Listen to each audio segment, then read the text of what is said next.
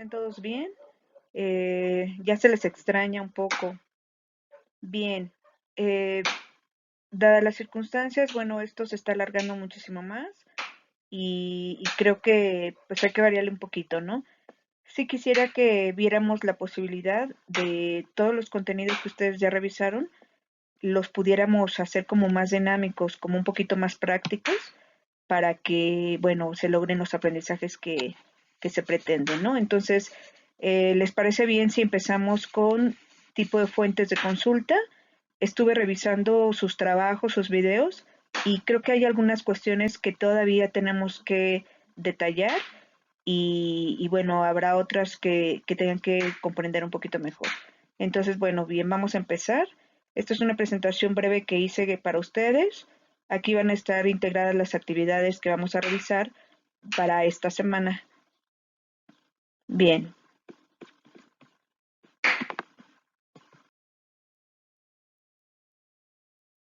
Vamos a comenzar definiendo qué es una fuente de consulta.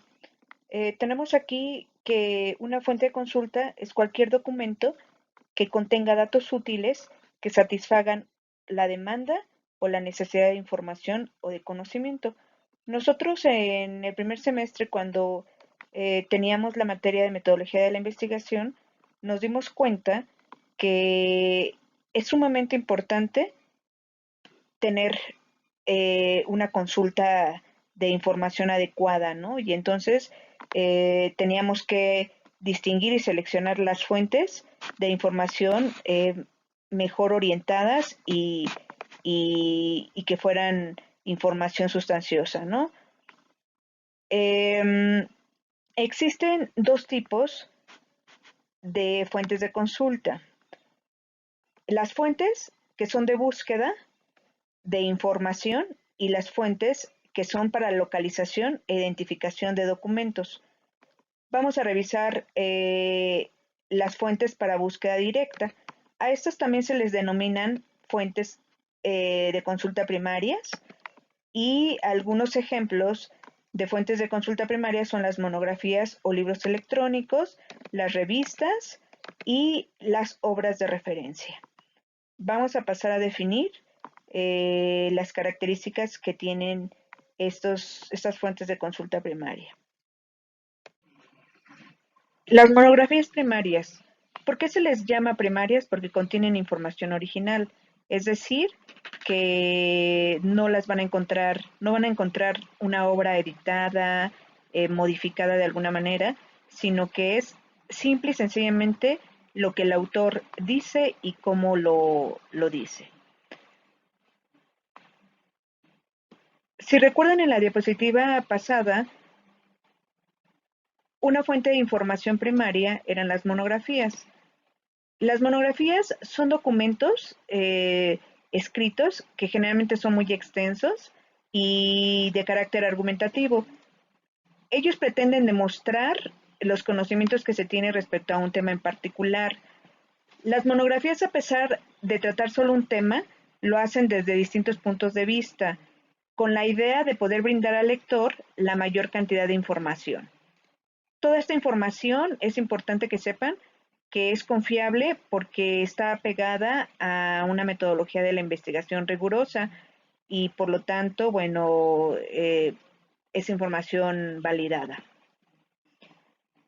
La monografía debe cubrir con ciertas características, como sería una portada, el índice general, la introducción, el cuerpo del trabajo o desarrollo, la conclusión o crítica personal, la bibliografía y los anexos.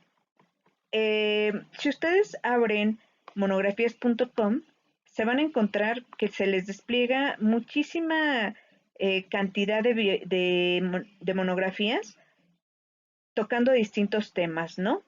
Tienen pues para abarcar muchas áreas del conocimiento ahí. Generalmente las monografías que ustedes van a encontrar en Internet las van a encontrar en su mayoría escritas a texto completo.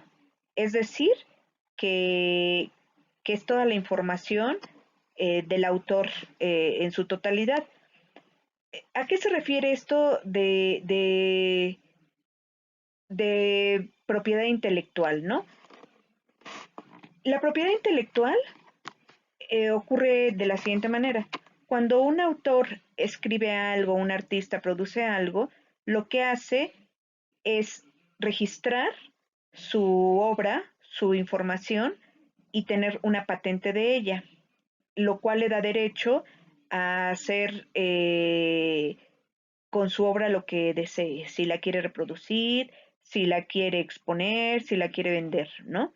Generalmente estas certificaciones o estos certificados de propiedad o derechos de autor tienen una vigencia de 20 años. Entonces, cuando este tiempo de vigencia se cubre, eh, los autores ya no tienen como la restricción a que su información sea accesible, ¿sí? Entonces, la información que se van a encontrar ahí será información no que ya no tenga vigencia, sino que ha sido una información que un autor ha tenido que ceder porque se cumplieron sus 20 años de derechos de autor. Y entonces, cuando se termina ese tiempo, lo que se hace es la disponibilidad de esa información en cualquier fuente de información donde la pudiéramos accesar, ¿no? Les comentaba que en monografías.com van a encontrar mmm, disponible información sobre cualquier tema de su interés. Esto que les pongo aquí, esta imagen es una muestra de, de la pantalla cuando entras a monografías.com. ¿Qué vamos a hacer durante esta semana con respecto a este tema de monografías?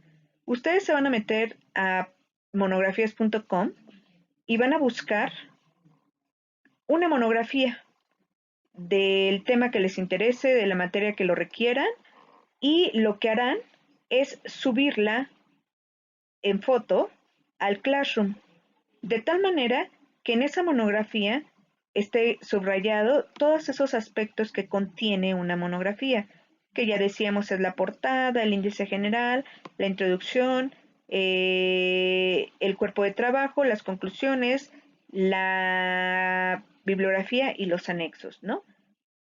Esa actividad tendrá que estar en plataforma de Classroom a más tardar el día viernes. Entonces, chicos, hagamos un poquito práctico esto, aprendamos a buscar información confiable, no nos vayamos como nos ocurrió en el primer semestre, que agarrábamos cualquier fuente de información eh, y, no, y no constatábamos que fueran fuentes de información apegadas a una metodología de la investigación rigurosa, ¿no? Que nos diera de alguna manera la certeza de lo que estamos leyendo o de lo que se está diciendo ahí, ¿no? Entonces, vamos a trabajar en esto. Además de una monografía, teníamos también en la siguiente diapositiva